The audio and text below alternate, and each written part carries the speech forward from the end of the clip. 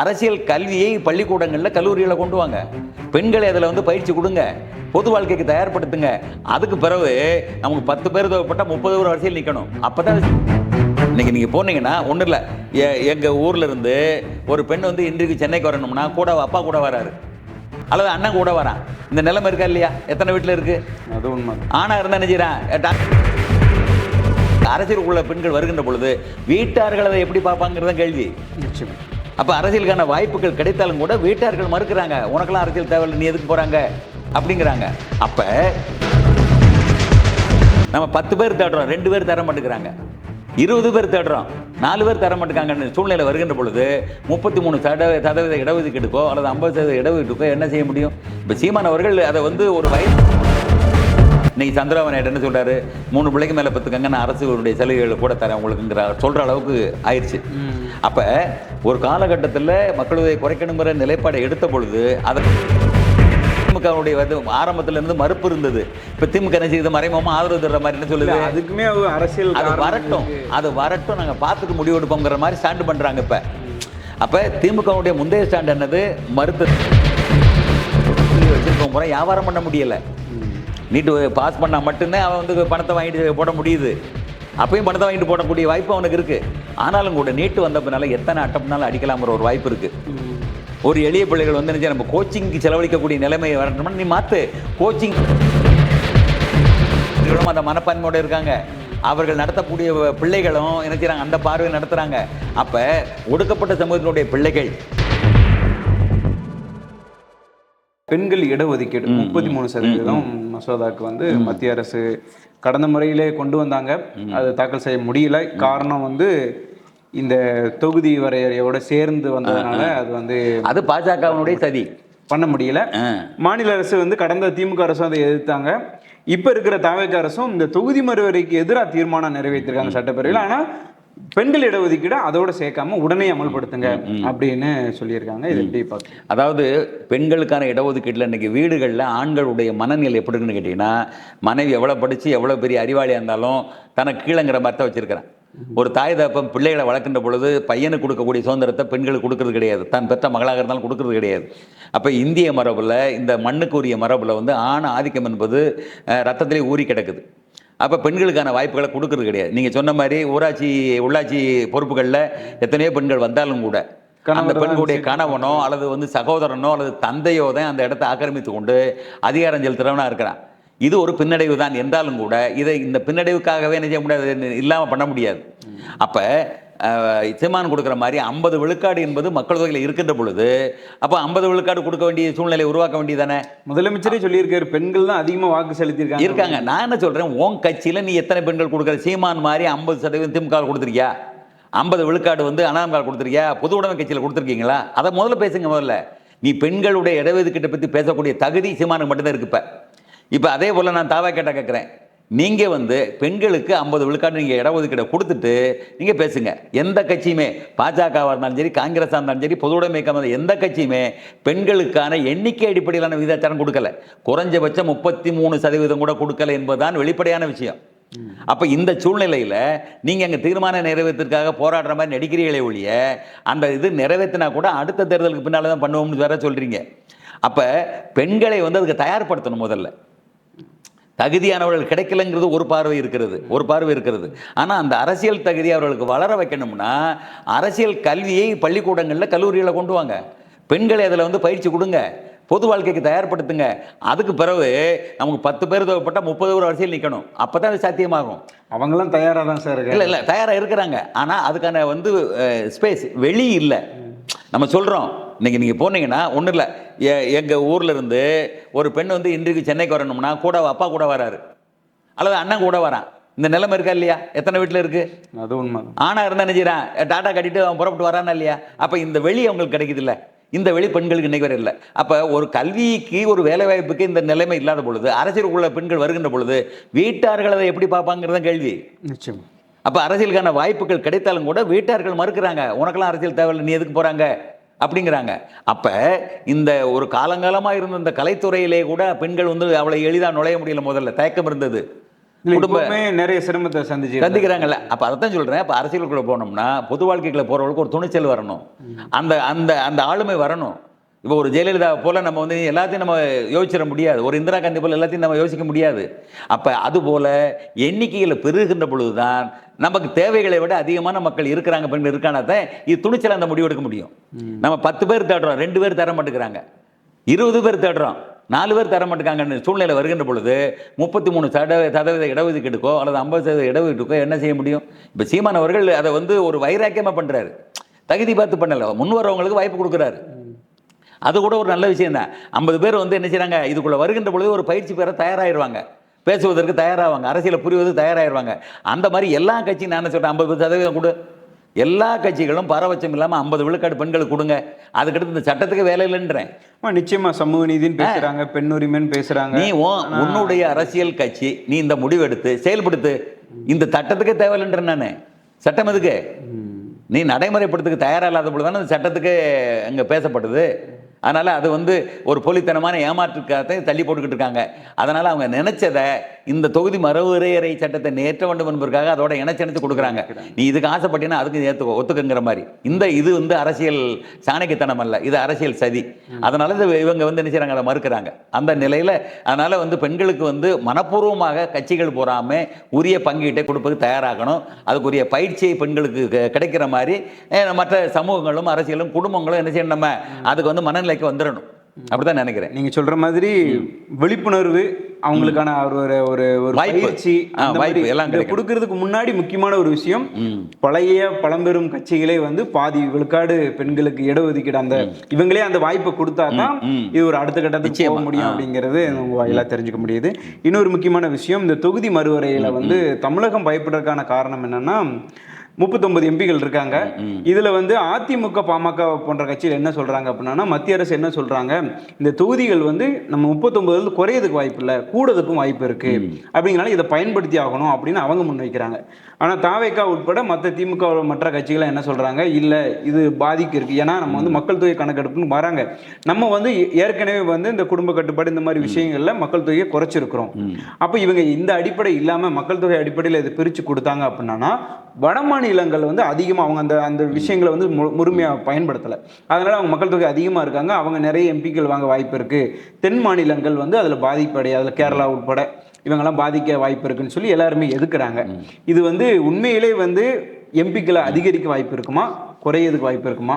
அதாவது இந்திரா காந்தி காலத்தில் 20 நிமிஷம் திட்டம்னு ஒன்று கொண்டு வந்து குடும்ப கட்டுப்பாடை தீவிரமாக செயல்படுத்தினாங்க. நமக்கு நாம் இருவர் நமக்கு இருவர்னு சொல்லி கொண்டு வந்தாங்க. அது ரொம்ப தீவிரமாக தமிழ்நாட்டு போன்ற தென் மாநிலங்களில் ஆசிரியர்களவே குடும்ப கட்டுப்பாட்டுக்கு ஆள் பிடிச்சிட்டு வர்றதுக்கான இலக்குகள்லாம் உண்டாக்குனாங்க. ரொம்ப இதாக இருந்தது. அரிசி கொடுக்குறேன், அது கொடுக்குறது, இது கொடுக்கணும், செலவு கொடுக்குறது, பணம் கொடுக்குறது, கூட்டி வந்து அதே போல் வந்து சுகாதார பணியாளர்கள் அங்கே கீழ்நிலையில் கிராம அளவில் பணி செய்யக்கூடியவர்களை போகிறான், இதுக்கான அந்த செயல்பாடை தூண்டி விடுறது என்று பெரிய அளவில். இதில் பாதிக்கப்பட்டவர்கள் பார்த்தீங்கன்னா அப்பாவி ஏழை எளிய மக்கள் தான், வசதியானவர்கள் பாதிக்கப்படலை. இந்த வந்து ஒரு 100 குடும்ப கட்டுப்பாடு பண்ணுறான்னா அதில் 80 பேர் ஏழையாக இருப்பான், விவசாயம் இருப்பான், தண்ணீரவனாக இருப்பான், அல்லது சாதாரண கூலி தொழிலாளியாக இருப்பான். இப்படித்தான் பண்ணாங்க. ஆக மொத்தம் மக்கள் தொகை குறைஞ்சி போச்சு. சரியா? இன்னைக்கு சந்திரபாபு நாயுடு என்ன சொல்றாரு, 3 பிள்ளைக்கு மேலே பெற்றுக்கங்க, நான் அரசுடைய சலுகைகளை கூட தரேன் உங்களுக்குங்கிற சொல்ற அளவுக்கு ஆயிடுச்சு. அப்ப ஒரு காலகட்டத்தில் மக்கள் தொகையை குறைக்கணுங்கிற நிலைப்பாடை எடுத்த பொழுது அதற்கு முழுமூச்சா இறங்கி செயல்பட்டது வந்து தமிழ்நாடு போன்ற தென் மாநிலங்கள்.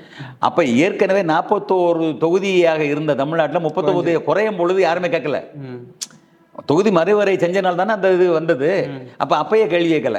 இன்னைக்கு இந்த பதட்டத்தில் அவங்க உத்தரவாதம் கொடுக்குறாங்க. பாஜக என்ன சொல்றாங்க, நிச்சயமாக உங்களுக்கு விகிதாச்சார அடிப்படையில் குறையாது, நாங்கள் வந்து மக்கள் தொகையை மட்டும் கணக்கெடுத்து கிடையாது, அதை வந்து நமக்கு 50% கூட்டணுங்கிற முறையில் கொண்டு வந்தோம்னா உங்களுக்கு வந்து என்ன செய்யணும், நிச்சயமாக 39 என்பது 59 வரைக்கும் கூட வரும். அதே போல் மற்ற ஸ்டேட்டுகளையும் வரும் அப்படிங்கிறது நிலைப்பாடு எடுக்கிறாங்க. இவங்களுக்கு என்ன பயம்னா, குஜராத் போன்றவர்கள் வந்து நம்ம உத்தரப்பிரதேசம், பீகார் போன்ற மத்திய பிரதேசம் போன்ற ஹிந்தி மட்டுமே பேசக்கூடிய மாநிலங்கள் ஒருங்கிணைஞ்சாலே போதும், பெரிய அளவில் அவங்க வந்து மத்திய அரசை ஸ்தாபிச்சிருவாங்க, சட்டப்பேரவையில் ஆதவ அர்ஜுனா கூட அப்படிங்கிற மாதிரி ஒரு பதட்டம் அவர்களுக்கு இருக்கு. நானே சொல்றேன், உங்க எண்ணிக்கை அதே அளவுக்கு போச்சுன்னா தென் மாநிலங்களுடைய எண்ணிக்கை அதை தான் வரும். இந்தியாவுடைய வரைபடத்தை பாருங்க, தெற்க போக நல்லா விரியுது, வடக்க போகப்போ விரியுது, தெற்க போகப்போ குறையுது. அப்போ உன்னுடைய வரைபடத்தினுடைய நிலை எல்லையே தெற்க இருக்கிறவருடைய எண்ணிக்கை பெருக்கித்தானே காட்டுது. வடக்கு இருக்கிற எண்ணிக்கையை, தெற்கு இருக்கும் குறைஞ்சு தானே காட்டும். இது இயற்கை தானே. நல்லா யோசிச்சு பாருங்க. அப்போ நம்முடைய நிலவியல் சார்ந்த விஷயமாக நீங்கள் யோசிச்சு பார்த்தீங்கன்னா அங்கே நிலப்பரப்பு அதிகம். அப்போ நிலப்பரப்புக்கு ஏற்றவாறு மக்கள் தொகை விரிஞ்சிருப்பாங்க, அதிகமாக இருப்பாங்க. அப்போ அதுக்கு ஏற்றவாறு தொகுதி எண்ணிக்கை கூடத்தான் செய்யும். இல்ல அததான் இவங்க சொல்றாங்க, தொகுதி எண்ணிக்கை கூடுறது பிரச்சனை இல்லை, ஏன்னா அந்தந்த மக்களுக்கு பிரதிநிதிகளாக அவங்களுக்கு உரிய அங்கீகாரம் கிடைக்கணும் அப்படிங்கிறதுக்காக அந்த தொகுதிகள் வந்து பிரிக்கப்படும், அது நியாயம்தான். ஆனா இவங்க என்ன சொல்றாங்க அப்படின்னா, இப்படி அதிகமான அவங்க நியமிக்கிற ஒரு பிரதமர் உருவாகக்கூடிய ஒரு வாய்ப்பு வரும் இல்ல அப்படின்ற மாதிரிலாம். நீங்க எந்த காலத்துல வடக்கே உள்ள தென்னாட்டில் உள்ள பிரதமர் வந்து உருவானாங்க? எப்போ உருவாகிருக்காங்க? தேவகவுடா போன்றவர்கள் வந்து ஒரு ஒரு ஒரு ஒரு வகையான வாய்ப்புகளை வந்தவங்க தான். ஆமாம், முழுக்க முழுக்க ஒபியில் தான் அதிகமான பிரதமர்கள் வருவாங்க. இப்போ குஜராத்தில் வந்திருக்கிறாங்க. இது வந்து வடக்கே இருக்கக்கூடிய எண்ணிக்கையினுடைய அந்த ஆளுமை தான் முக்கியமான காரணம். நான் என்ன சொல்கிறேன், குறையாது என்பதற்கு உத்தரவாதம் கொடுத்த பின்னால் உங்களுக்கு எழுத்தில் வந்து அதை வந்து நிறைவேற்றுவதற்கு முன்னால் உங்கள் பார்வைக்கு உட்படுத்த சொல்லுங்கள். அதில் இந்த ஆபத்து இருக்குன்னு தெரிஞ்சால் கண்மூடித்தனமாக நீங்கள் மறுக்காமல் வந்து அப்போ சொல்லுங்கள்.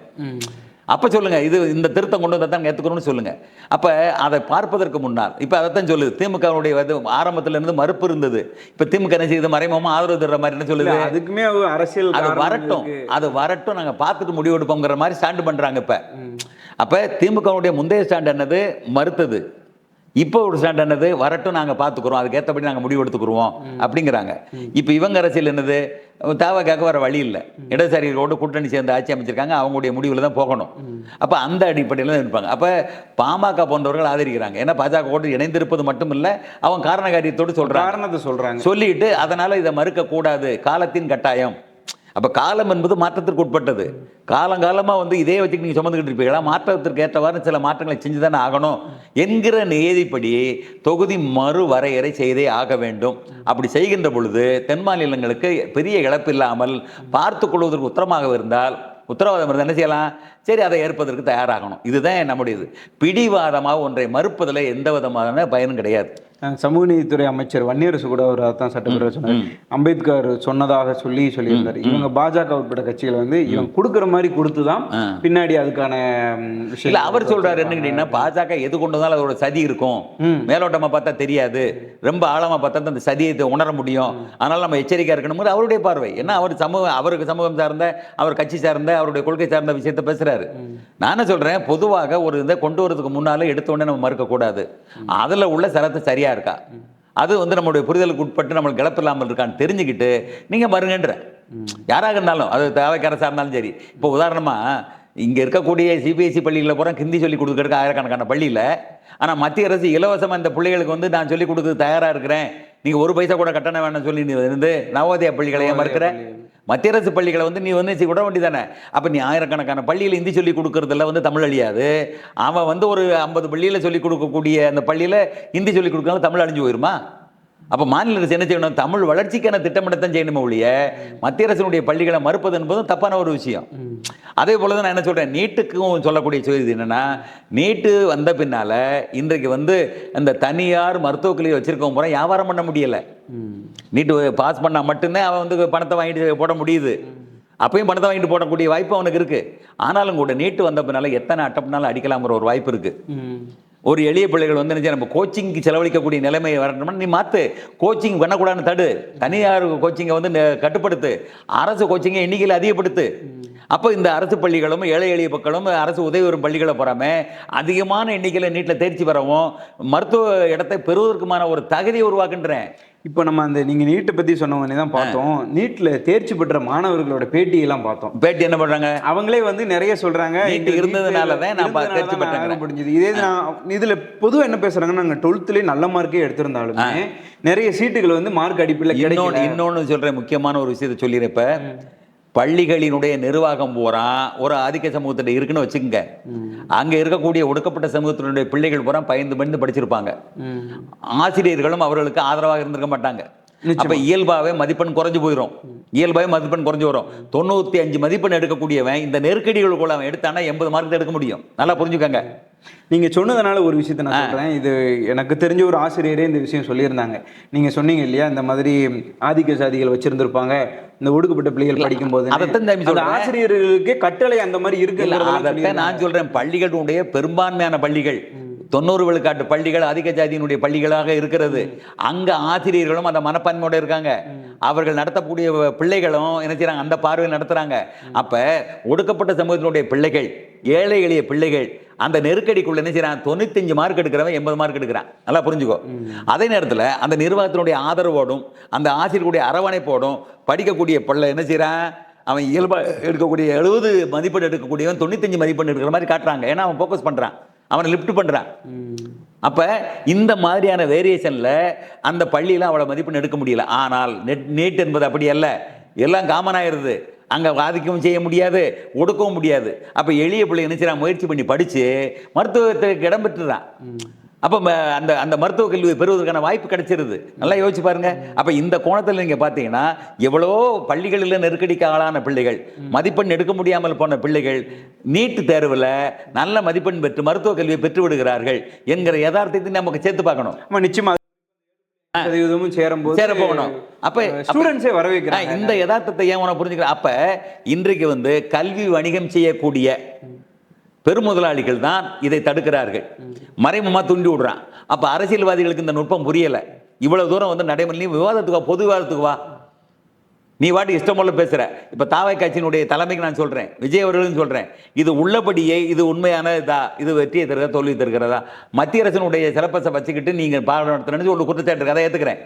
அதுதான் சீமான் போறவர்கள் சொல்றாங்க, மத்திய அரசினுடைய சிலபஸ்ல போறாம நீ கேள்வி கேட்கிற, மாநில அரசு சிலபஸ்ல படிச்ச பிள்ளைகளுக்கு எப்படி அதுல தேர்ச்சி பெற முடியும்னு ஒரு கேள்வி இருக்கு. நல்லா புரிஞ்சுக்கோ. ஒண்ணு நல்ல கேள்வி. நீ சிலபஸ் வைக்கின்ற பொழுது என்ன செய்யல, நீட்டுக்குரிய சிலபஸ் வைக்கின்ற பொழுது மாநில அரசுக்குரிய இதை போற விட்டுற. அப்ப இந்த பிள்ளைய திரும்ப என்ன செய்ய வேண்டியது, ரொம்ப சிரமப்பட வேண்டியது. எங்க வரலாற்று பண்பாட்டு பெருமைகளை போறான், எங்க கல்வியில படிச்சிருப்பாங்க, ஆனா அதை இல்லாத கேள்விகளை போற நீ கேட்கிற உன்னுடைய சிலபஸ்ல. அப்ப அது சிக்கலா இருக்கிறது, சரியான கேள்வி. அப்ப அதுக்கு என்ன செய்யணும்?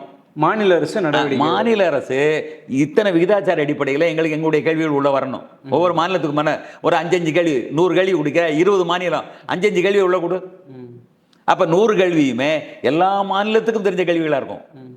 அப்போ உன் மாநிலத்துக்குரிய கேள்வி 5 கேள்வி உனக்கு தெரியும், அவன் மாநிலத்துக்கு 5 கேள்வி அவனுக்கு தெரியும். அப்போ சிபிஎஸ்சி பள்ளியில் உள்ள இது வருதுன்னா அந்த சிலபஸை ஒரு ஓரமாக இன்னொரு பாடமா நீ வச்சிரு. நான் என்ன சொல்றேன், பிள்ளைகளை நீ நல்ல நிலை கொண்டு வரணும்னு நினைச்சீங்கன்னா உன் பாடத்திட்டத்தில் புதுமை பூத்து, உன் பண்பாட்டு கல்வியும் உன்னுடைய மாநிலம் சார்ந்த மண் சார்ந்த கல்வியும் நீ போதி. அதே நேரத்தில் அந்த தேர்வில் தேர்ச்சி பெறக்கூடிய அந்த வாய்ப்பையும் உருவாக்குவதற்கு கூடுதலாக ஒரு என்ன செய்யும் பாடத்தை நீ வைக்கிறனால தப்பு இல்லைன்றேன். அப்ப நீ பள்ளிகளில் அதை என்ன செய்யணும், ஒரு பயிற்சி வகுப்பான்னு கொண்டு வா. அந்த அந்த பாடத்திட்டங்களை பூரா பயிற்சிக்குள்ள கொண்டு வா, மற்றது பூரா பாடமா வச்சிரு. நினைச்சா எப்படினாலும் கொண்டு வரலாம். ஆனா இந்த உண்மை பலருக்கு தெரியாது. எங்க நெருக்கடியை சந்தித்து மார்க் எடுக்காத பிள்ளைகள் நெருக்கடி இல்லாம நீட் எழுதி மருத்துவ கல்வியை பெறுகிறார்கள் என்கிற யதார்த்தத்தை பலருக்கு தெரியாது. எனவே இன்றைக்கு கல்வி முதலாளிகள், அந்த பெருமுதலாளிகள் செய்யக்கூடிய அந்த நிலை தான் நீட்டு மறுப்புக்கான காரணம். ஏழை எளிய பிள்ளைகளுடைய இந்த நிலையை உணர்ந்தால் நீட்டு நல்லது என்று முடிவுக்கு வருவார்கள். அந்த தேர்வை கெடுபிடி இல்லாமல் நடத்தணும், ரொம்ப அச்சுறுத்தல் இல்லாமல் நடத்தணும், இயல்பா நடத்தணும். 1 ஊழலற்ற வகையில் நடத்தணும். 2 வினாத்தாள் வெளியிட அளவுக்கு நடத்தணும்.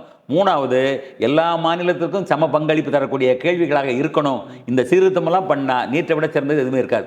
நிச்சயமா நீங்க சொல்ற மாதிரி நீட்டை எதிர்த்தது தான் தமிழகம் தான் முதல்ல. ஆனா அதே தமிழ்நாடு நீட்ல முதல் மதிப்பெண்ணும் எடுத்த வரலாறு நம்ம இப்போ கடந்த காலங்களில் பார்த்தோம். அதே மாதிரி மாணவர்களும் அதான் சொல்றாங்க, நீட்டுக்கு ஆதரவாகவும் சொல்றாங்க. நாங்கெல்லாம் ரொம்ப அடித்தட்டு இடத்துல இந்த நீட் தேர்வால தான் போக முடியுது அப்படின்னு இன்னொரு குற்றச்சாட்டு மாணவர்கள் வைக்கிறாங்க. இந்த நீட் தேர்வுக்கு நாங்க தனியா படிக்க வேண்டியதா இருக்கு, அதுக்குன்னு கோச்சிங் போக வேண்டியதா இருக்கு, பல லட்சங்கள் செலவு பண்ணணும், அது எங்களுக்கு கஷ்டம். இதை மாநில அரசு புரிஞ்சுக்கிட்டு அந்த நீட் தேர்வுக்கான மாணவர்கள் பெரும்பாலும் ஆதரிக்கிறாங்க. ஆனா அதுக்கு என்ன காரணம் அப்படிங்கறத மாநில அரசு புரிஞ்சு அந்த நீட் தேர்வுக்கான போக்கஸை ஆரம்ப கட்டத்திலே பாடத்தேர்வுல கொடுக்கணும் அப்படிங்கிறத மாணவர்களும் நிறைய தெரிஞ்ச பொதுமக்களும் அதை தான் பேசுறாங்க.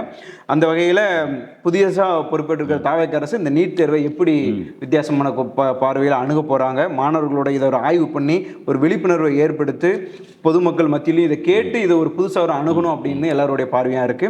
நிறைய விஷயங்களை கேட்டோம். தொகுதி மறுவரை, பெண்கள் இடஒதுக்கீடு, இந்த மாதிரி நிறைய விஷயங்களை பார்த்தோம். மீண்டும் ஒரு நல்ல தருணத்தில் சந்திக்கலாம். இன்னும் நிறைய தகவல்கள் உங்களோட சந்தேகம். ரொம்ப நன்றி. மகிழ்ச்சி.